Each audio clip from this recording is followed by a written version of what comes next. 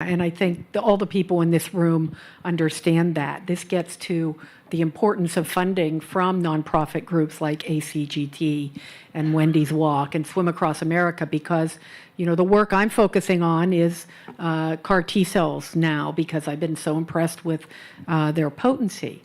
And I will tell you that people will say things like, well, Crystal, pharmaceutical companies are now involved in the development of CAR T cells. We have Kite Gilead, and we've got Novartis, and we've got Celgene now. What do the academics have to do? You're going to let the companies take this over. Well, let me tell you, it was very interesting for me to watch this field, because completely new field. The idea of taking a T cell out, putting a gene into that T cell, a receptor, what we call a Frankenstein receptor, because it doesn't exist in nature. Some researcher made it up, and putting that back into a patient. That's incredibly innovative, and it's only the beginning, because we can engineer lots of different variations on these receptors, and we can put in second signals, and we can put in what we call logic gates to make the cell behave smarter. Well, I assumed maybe at the beginning of this that when Big Pharma got in, that meant the field was going to accelerate. Well, what's happened is, it's great. We now have CD19 CAR approved.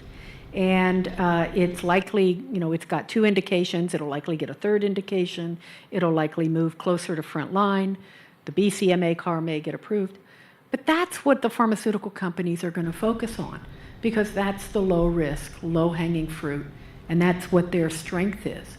The innovation has still got to come from the academics and the small biotech, the small people who aren't funded by Big Pharma. And the only way I can do this work, trying to innovate on CAR T cells in my laboratory, I can get NIH grants, but generally they fund basic discovery. And so funding the kind of research that's really focused on making a therapy work better, that's not funding that's typically done by NIH. And this is where the nonprofit sector really comes in.